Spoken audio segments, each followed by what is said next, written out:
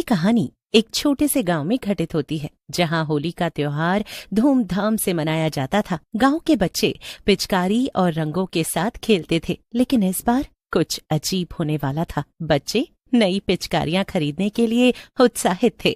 माँ, मुझे इस होली पर 2 पिचकारी लेनी है। हाँ बेटा, इस बार मैं तुझे जो बोलेगा वो दिलवा दूंगी। तभी एक अजनबी महिला सफेद साड़ी में लिपटी, चेहरे पर रहस्यमयी मुस्कान लिए गांव में आती है। उसके पास एक टोकरी होती है जिसमें बहुत सुंदर पिचकारियां होती हैं। पिचकारी ले लो पिचकारी, सबसे अनोखी, सबसे सुंदर पिचकारी, जो सभी के मन को भाती, जिसमें से रंग घुल के बाहर आता, वो रंग बिरंगी पिचकारी ले लो। अच्छे दामों में अच्छी अच्छी पिचकारियां ले लो। बच्चे उसकी ओर दौड़ते हैं। उसकी पिचकारियों की चमक से मोहित होकर सब उस औरत को चारों तरफ से घेर लेते हैं और पिचकारियों को देखने लगते हैं। दीदी, ये पिचकारी कितने की है? अरे अरे, सबको पिचकारियां मिलेंगी। हाँ बेटा, तुम क्या पूछ रहे थे कि ये पिचकारी कितने की है? तो ये लो, ये पिचकारी सिर्फ 5 रुपए में है बेटा। इतनी सुंदर और इतनी अच्छी पिचकारी सिर्फ 5 रुपए में? अरे वाह, ये तो बहुत सस्ती है। क्यों, क्या ये पिचकारी टूटी हुई है? नहीं नहीं, भला टूटी पिचकारी मैं तुम लोगों को क्यों बेचूंगी? सारी की सारी नई नई सलामत पिचकारियां हैं, जो मैं सिर्फ सस्ते दामों पर तुम बच्चों के लिए लेकर आई हूँ। एक बुजुर्ग औरत जो पास में बैठी थी, वो इस महिला की बातें सुनकर थोड़ी चिंतित हो उठती है। उसको लगता है न जाने क्यों ये महिला इतने सस्ते दामों पर पिचकारियां बेच रही है। वो अपने आसपास वाले बच्चों को चेतावनी देते हुए कहती हैं, बच्चों, इन पिचकारियों से दूर रहो। मुझे कुछ ठीक नहीं लग रहा है। क्या पता क्या है इन पिचकारियों में? दादी, ये तो सिर्फ पिचकारी बेच रही हैं, वो भी इतनी सस्ती और सुंदर। इतना भला काम कर रही हैं ये, और आप कह रही हैं कि आपको ठीक नहीं लग रहा। बताइए, इसमें क्या गलत है? मुझे उसकी आंखों में कुछ अजीब सा दिख रहा है, जैसे पहले कभी कहीं देखा हो। इसीलिए मैं तुम बच्चों को उससे दूर रहने की सलाह दे रही हूँ। बच्चे बुजुर्ग औरत की बातों को नजरअंदाज करते हुए पिचकारियां खरीद लेते हैं, लेकिन बच्चे जब उन पिचकारियों से रंग खेलते हैं तो अजीब घटनाएं घटने लगती हैं। किसी का हाथ जलने लगता है तो किसी की आंखों में जलन होती है। तुम्हारे फेंके हुए रंगों से मेरा हाथ क्यों जल रहा है? और तुम्हारे फेंके हुए रंगों से मेरे आंखों में बहुत जलन क्यों हो रही है? क्या हमारे रंग खराब हैं?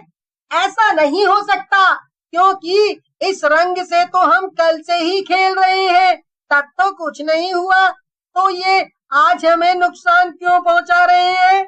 वो अनजान महिला एक सुनसान गली में जाकर जोर से हंसती है और अचानक उसका रूप बदल जाता है और वो एक चुड़ैल में परिवर्तित हो जाती है और वहां हंसते हुए कहती है,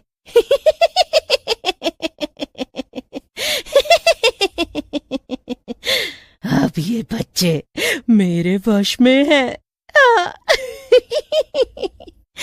अब मैं जो चाहूं इनसे करवा सकती हूँ। अब मुझे अपने मकसद में कामयाब होने से कोई नहीं रोक सकता। इस घटना के बाद सभी चिंतित हो जाते हैं। ये आखिर बच्चों के साथ ऐसा क्यों हो रहा है? तभी वो बुजुर्ग महिला आती है और गांव वालों के पास बैठकर कहती है, बेटा, मैंने ऐसे ही बुढ़ापे में अपने बाल सफेद नहीं किए। क्या बात है अम्मा, क्या आप जानती हैं ये जो चीजें हो रही हैं उसके पीछे का कारण क्या है? हाँ बेटा, जानती थी, तभी तो मना किया था, लेकिन हम बुजुर्गों की सुनता ही कौन है। वो बुजुर्ग महिला थोड़ी देर शांत होकर फिर गांव वालों को बताने लग जाती हैं। सालों पहले जब पिचकारी का चलन नया नया शुरू हुआ था, तब पहली बार इस गांव में भी एक महिला पिचकारी बेचने आई थी। उसकी पिचकारियां भी बेहद सुंदर थीं और सबसे अलग भी। तब भी बच्चों ने बहुत प्यार से उसकी पिचकारियां खरीदी थीं। लेकिन उसकी पिचकारियों से खेलने वाले बच्चे बीमार पड़ गए थे। बाद में पता चला कि वो महिला एक चुड़ैल थी। मुझे तो इस बार भी इसी बात का डर है। तब तो लोगों ने उसको भगा दिया था, लेकिन इस बुजुर्ग महिला सोच में डूब जाती है और गांव वाले बहुत घबरा जाते हैं। तभी वहां खड़ी एक युवती रेखा बोलती है, अगर ये बात सच है तो हमें उस चुड़ैल से अपने बच्चों को बचाना होगा, जिसके लिए हमें कोई रास्ता निकालना होगा। सारे गांव वाले सोचने लग जाते हैं कि आखिर कैसे इस चुड़ैल से पीछा छुड़ाया जाए। उसको भगाने से काम नहीं चलेगा, उसको खत्म करना पड़ेगा, जिसका बस एक ही उपाय नजर आ रहा है। उसको हम खत्म कर सकते हैं, मगर हमें मिलकर होली की आग में उसकी पिचकारियों को जलाना होगा। वो अपनी बेची पिचकारियों से ही बच्चों को काबू कर पा रही है। अगर हम उसकी पिचकारी ही खत्म कर दें तो उसका भी वश खत्म हो जाएगा। अभी वो बुजुर्ग औरत ये बात कहती ही है कि सभी बच्चे अपने घरों से बाहर आकर कहीं जाने लग जाते हैं और उन सब के हाथ में अपनी अपनी पिचकारियां होती हैं जो उन्होंने उस महिला से खरीदी थी। सभी गांव वालों की नजर उन पर पड़ती है। वो देखो, सभी बच्चे कहाँ जा रहे हैं? उन सभी के हाथों में उनकी पिचकारियां भी हैं। लगता है उन्हें हमारे बारे में पता चल गया है कि हम उनकी पिचकारियों का क्या करने वाले हैं। तभी वो सब अपनी पिचकारी लेकर जा रहे हैं। हमें देर नहीं करनी चाहिए। चलो बच्चों, अपनी पिचकारी हमें दे दो। हम तुम्हारे लिए दूसरी नई और अच्छी महंगी पिचकारियां ले आएंगे। हम ये पिचकारियां किसी को नहीं देंगे। ये पिचकारियां हमारे लिए बहुत है। हमें कोई नई पिचकारियां नहीं चाहिए। तभी वहाँ एक पंडित आ जाता है और वो ये सब देखकर कहता है, लगता है ये बच्चे सम्मोहित हो चुके हैं। रुको, मैं इन पर गंगा जल छिड़कता हूँ, जिससे इन लोगों की शक्तियाँ थोड़ी देर के लिए कम हो जाएंगी और हम लोग इनसे पिचकारियां छीन लेंगे। पंडित के गंगा जल डालते ही ठीक वैसा ही हुआ जैसा उसने बोला था। उसके बाद सारे गांव वाले मिलकर बच्चों से उनकी पिचकारियां छीन लेते हैं। जैसा मैंने तुम लोगों को पहले भी बताया था, हमें बिल्कुल वैसा ही करना है। अब उस चुड़ैल का सामना करने का वक्त आ गया है। तभी वहाँ वो भयानक चुड़ैल आकर खड़ी हो जाती है, लेकिन गांव वाले बहुत हिम्मत से और अपने बच्चों के खातिर उस चुड़ैल का सामना करते हैं। तुम लोग मेरा कुछ नहीं बिगाड़ सकते। एक बार तुम लोगों ने मुझे इस गांव से भगा दिया तो तुम हर बार भगा लोगे? हाँ? कभी नहीं। अब ये बच्चे मेरे बस में हैं। तुम लोग मेरा कुछ नहीं बिगाड़ सकते। नहीं नहीं, आप हमारे बच्चों के साथ कुछ मत कीजिए। तुम एक माँ हो तो मैं ये बात समझ सकती हूँ, लेकिन तुम हम पर विश्वास रखो। हम लोग तुम्हारे बच्चों को कुछ नहीं होने देंगे। ये सब हम तुम्हारे बच्चों के लिए ही तो कर रहे हैं। तुम हम पर भरोसा करो, इस बार तो इसको नष्ट कर देंगे हम। ये सब हो ही रहा होता है कि तभी एक महिला जोर से चिल्लाने लगती है, हाय मेरा बच्चा कहाँ है? वो तो यहाँ है ही नहीं। सारे बच्चे तो यही हैं, लेकिन मेरा बेटा नहीं है। हो गया ना तुम लोगों का तमाशा। लेकिन अभी भी एक पिचकारी और एक बच्चा बाकी है। और पीछे से वो एक बच्चे को निकालती है जो अभी भी उसके वश में होता है। वो बच्चा पिचकारी से बाकी बच्चों पर रंग डालने लग जाता है, जिससे वो बच्चे फिर से चुड़ैल के वश में हो जाते हैं। लेकिन ऐसा करते हुए उसकी पिचकारी किसी दूसरे बच्चे के हाथ में गिर जाती है। हमें वो पिचकारी भी जल्द से जल्द हासिल करनी होगी। बस उसे एक पिचकारी को अग्नि में भस्म करते ही इस चुड़ैल का भी अंत हो जाएगा। तभी वहाँ वही छोटा बच्चा आता है जिसके हाथ में वो पिचकारी गिरी थी। उस बच्चे पर रंग पड़ा ही नहीं था। वो बच्चा सिर्फ ठों कर रहा था। जैसे ही गांव वालों ने वो आखिरी पिचकारी जलाई, वैसे ही नहीं नहीं, ये नहीं हो सकता, नहीं हो सकता। चुड़ैल आग में जलकर राख हो जाती है। गांव में फिर से शांति लौट आती है। गांव वाले मिलकर होली का त्योहार मनाते हैं। इस बार और भी उत्साह के साथ होली मनाई जाती है। किसान की 4 गर्भवती बेटियां।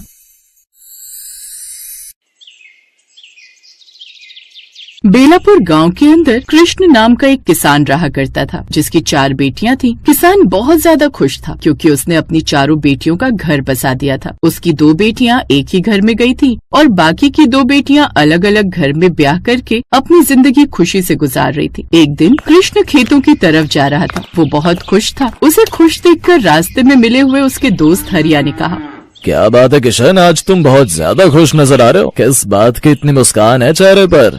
ये तो संतुष्टि की मुस्कान है भैया। अपनी चारों बेटियों का ब्याह कर मैं बहुत ज्यादा खुश हूँ। बहुत अच्छा लगता है ये सोचकर कि मेरी चारों बेटियां अपने घर में खुशी खुशी अपना जीवन बिता रही हैं।